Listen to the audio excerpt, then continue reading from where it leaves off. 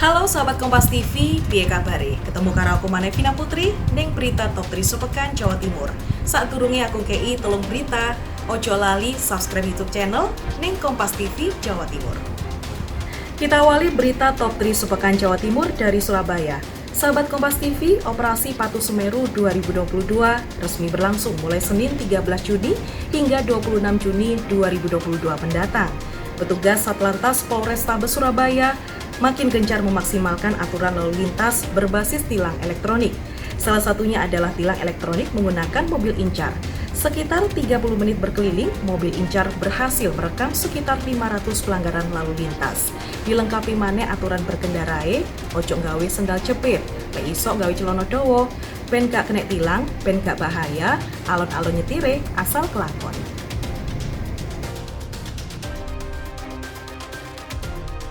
Seperti inilah penerapan Operasi Patuh Semeru 2022 yang kali ini dijalankan petugas Satlantas Polrestabes Surabaya melalui mobil incar. Mobil canggih yang didesain mampu merekam pelanggaran lalu lintas. Tiap harinya, mobil incar berpatroli keliling Surabaya untuk mencari dan merekam pelanggaran lalu lintas yang masuk kategori. Seperti pengendara di bawah umur, pengendara motor yang tidak menggunakan helm, berboncengan 3, hingga kendaraan yang melanggar marka jalan, semuanya langsung terekam secara otomatis melalui kamera mobil incar. Seperti mobil incar yang digunakan Bribda Haryawan dan Aibda Dadang ini misalnya. Sekitar 30 menit berkeliling atau berpatroli dari Jalan Rajawali, Jalan Tembaan, Jalan Tidar, hingga Jalan Demak. Mobil incar yang dikemudikan dapat merekam secara otomatis sekitar 500-an pelanggaran lalu lintas. Jumlah ini bisa bertambah lantaran mobil incar selalu berpatroli tiap saat. Seperti melawan arus, kemudian tidak menggunakan helm, kemudian pelanggaran pengemudi di bawah umur, karena dari gambar tampilan bisa kita lihat ada yang mungkin, ini masih ada kan kadang anak sekolah, kelihatan banget, seperti SMP, bahkan mungkin SD, itu sudah jelas bahwa itu di bawah umur. Nah, apalagi tidak pakai helm, itu juga membahayakan. Mungkin ya, berapa kurang pelanggaran, lebih Pak? Sekitar 500 sekian yang sudah tercapture, yang sudah kita terima sekitar 100-an sekian. Beralih ke sorotan berikutnya, sahabat Kompas TV, makin meluasnya wabah PMK di sejumlah wilayah di Jawa Timur. Pemerintah mulai mendistribusikan vaksin penyakit mulut dan kuku atau PMK ke sejumlah daerah termasuk Jawa Timur. Provinsi pemasok hewan ternak sapi terbesar di Indonesia ini mendapat jatah 10.000 vaksin PMK. Akhirnya vaksin wis metu, muga ae hewan ternake sehat kabeh, bebas penyakit PMK saat durunge Idul Adha.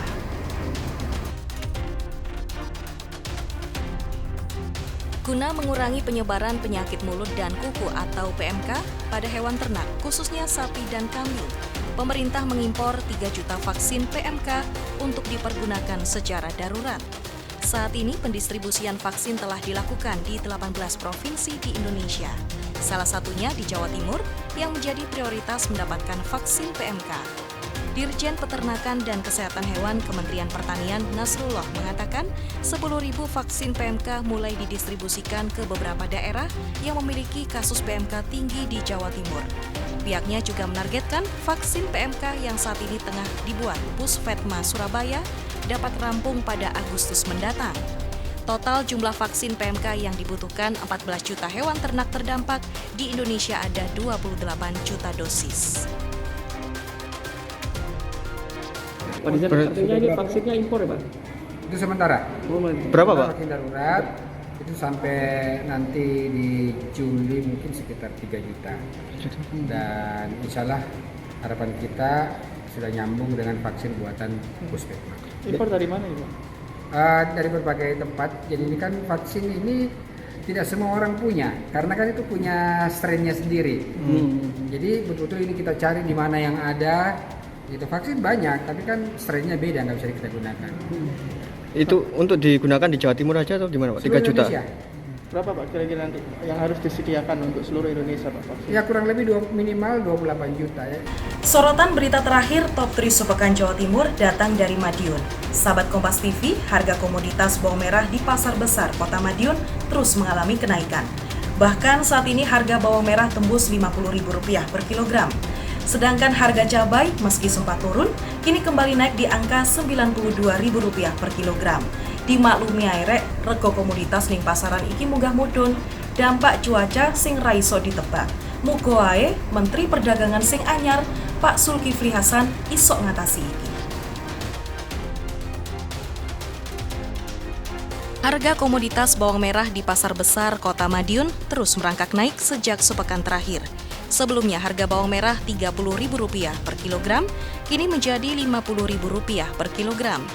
Terjadinya gagal panen di sejumlah daerah penghasil bawang merah ditengarai menjadi penyebab naiknya harga. Hal ini mengakibatkan pasokan bawang merah dari petani ke pedagang berkurang. Rencananya, pedagang akan mengambil bawang merah dari distributor dengan harga naik hingga Rp60.000 per kilogram. Sementara itu, untuk cabai jenis rawit yang semula sempat turun dari Rp90.000 menjadi Rp88.000 per kilogram, kini kembali naik menjadi Rp92.000 per kilogram.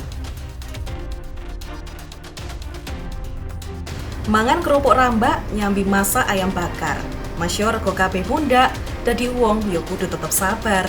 Aku Vina Putri pamit, ditunggu yorek. Like, comment, share nanggone Berita Top 3 Sepekan Jawa Timur. Sampai ketemu sesuk maneh.